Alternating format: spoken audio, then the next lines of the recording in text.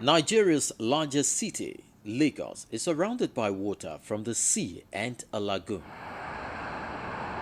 Lack of safe water and adequate sanitation is the world's single largest cause of illnesses, responsible for more than 2 million deaths every year. As the global population grows and demands on natural resources increase, the sustainable management of water is acquiring new urgency. New ideas, better data, and innovative instruments are needed to respond to the global water crisis.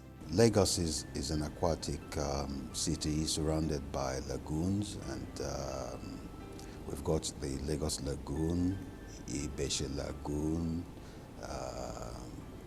Badagry Lagoon. In addition to these lagoons, we've got 5 fresh river sources that flow into the lagoon, so we're able to tap from these 5 river bodies: River Ye, River Yewa, River Owo, etc. Today we have in place 3 major water works or water schemes consisting of RDO, which is the largest in Nigeria till date, with an installed capacity of 70 million gallons per day. Iju, 45 million gallons per day. Ishasi, 4 million gallons per day. All these 3 major water works are the core drivers of water supply in Lagos State. Ideally speaking, every human being should have access to potable water. And what do we mean by potable water? That is that sort of water that is hygienic enough for consumption, that does not contain pathogenic organisms, does not contain chemicals in such an amount that could be injurious to man. This is always very difficult to really achieve from surface water, and that is why it is not always advisable that surface water should be the source of drinking water or household consumption. But in spite of that, some segment of the population will still end up using this source of water, and that is one of the reasons why there is a need to protect the source of water and to reduce the quantum of pollution into this source of water. I do know that a lot of effects could occur to man, and that may include generalized symptoms like itching, body itching, and other things. It could also be as a result of consumption. You start having systemic manifestation, which might mimic several health disorders.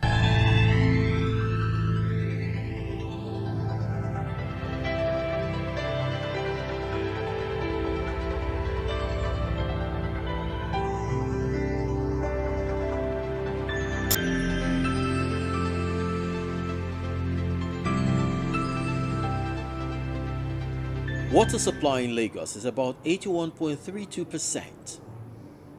But since the raw water in the lagoon is highly polluted, the city gets its water from Ogun River and Owo River, which have been extremely polluted. You know, when you look at the water system, all you want to be sure is that the water quality is good. And when you think about the water quality in terms of its physical attributes, in terms of its biological attributes, and in terms of its chemical attributes. So you want to preserve the water in such a way that they still have these attributes and the supply, rate of supply, will still satisfy the city. But unfortunately, the groundwater is being abstracted in an unprecedented way. Supporting these 3 major water schemes, existing water schemes, are 48 mini waterworks. The mini waterworks derive their raw water from groundwater. In other words, groundwater is treated, made potable before being pumped into the network, while the major waterworks derive their raw water from fresh water sources. Iju and Adion derive their raw water from River Ogun for treatment before it's pumped into the metropolis, while Ishasi, the 4 million gallons per day water scheme, derives its raw water from River Owo for treatment. To support this existing 52 waterworks, as it were, we have developed a master plan. We developed a master plan in year 2010 to build our existing total capacity of 210 to 745 million gallons per day. By year 2020, when the population of Lagos State is projected to hit 29 million. We see water supply, water security in terms of all these big water projects, schemes, and it's beyond that. You have to look at the water system in totality. Because Lagos is around the lagoon, around the coast, one is tempted to believe that there's no water issue.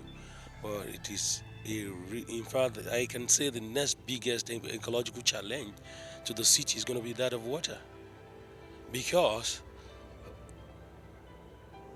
water is just inadequate. It's not potable water, I mean now. It's not the amount of water you see in the lagoon. So there's so many issues around it, because you look at the sources of water supply to the city. The former sector, which is the one by the Water Corporation, whether Lagos or Ogun, services not more than 40% of the mega city. The 60% are within the informal sector, people doing it themselves, through water vendors, through so many other sources. But these are not just, controlled. So when you have 60% being 40% being serviced by the government, these 40%, in fact, the sources are highly challenged. Let me give you a case, a case about even the Ogun River we're using. Ogun River comes along from the Upper Ogun water basin area.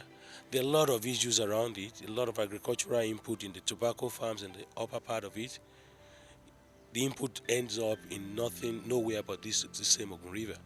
The entire Abeokuta wastewater enters into the same system we consume back down here. And then a lot of abstractions on the way. So the yield is not even something that could service.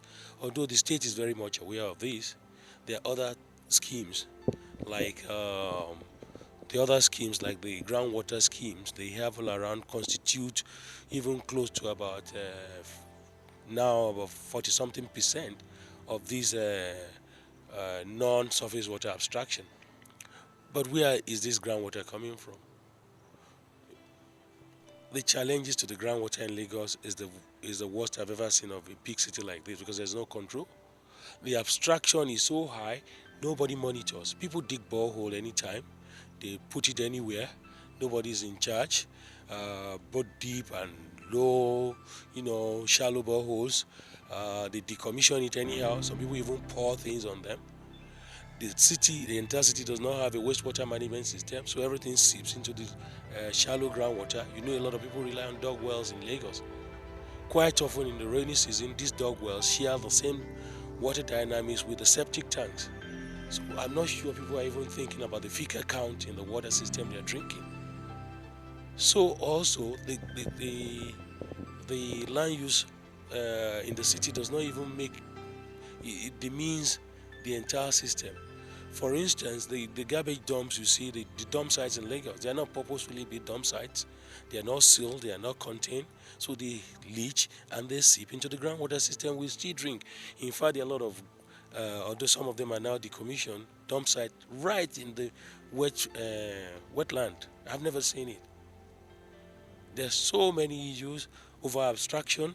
In some areas, if you read the papers, you see the papers saying that some people are now pumping salt water around Surulere because you are over extracting the water there.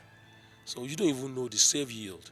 Unfortunately, the water policy does not even make good sense out of it, because the groundwater's monitoring and evaluation is a function of the federal government. So there's a need for all these agencies to really look at all those things. It's a system, but they see it as it's a scheme. They see the schemes, they don't see the system. But if you want to let water supply in Lagos to be used in a sustainable fashion, you have to look at the system as in its all entirety. The State Water Corporation says 12.5 million people in the state have sufficient, regular and quality water supply for their daily usage. There are about 5 fresh water sources coming into Lagos. Our master plan, we intend to tap or exploit all of this to develop the large water schemes, and including the lagoon. The Yewa water scheme is going to abstract raw water from the Badagry lagoon. It will be treated and supplied to the public. So a lot is being done. We are looking at all the various options. By the time we develop all these large water schemes, which incidentally are going to be surface water schemes and not groundwater, Lagos State has reached a stage whereby we have had our quota of mini waterworks, which derive their raw water from groundwater. We are moving to the development of large water schemes, which are going to be based on surface water catchments. That will relieve pressure on existing groundwater. The city's oldest water treatment plant is located in Iju on the Ogun River. It was later expanded in stages to over 45 million gallons per day. But right now, the biggest water plant in the state is in Adion with over 70 million gallons per day. When we are saying that the water is not there, the water is there. There are options. You can even say, okay, let's desalinate the ocean. But is it at the cost? The cost implications are high. At what cost? Even the normal low-tech ones we can't cope with. So we should do things to really make people. The government should be ahead of the people, not the people to be ahead of the government. Like I said, there's no septic, there's no septic wastewater management system in the city. You're very much aware of places like First Act Town, which broke down about 17 years ago, wastewater treatment. Today, the wastewater system is not, the septic sewer is where the wastewater, the septic sewer is now being diverted into. So you even have raw sewer outfall in some part of the city. But the other areas are not even planned. They dump them in the lagoon. They just go to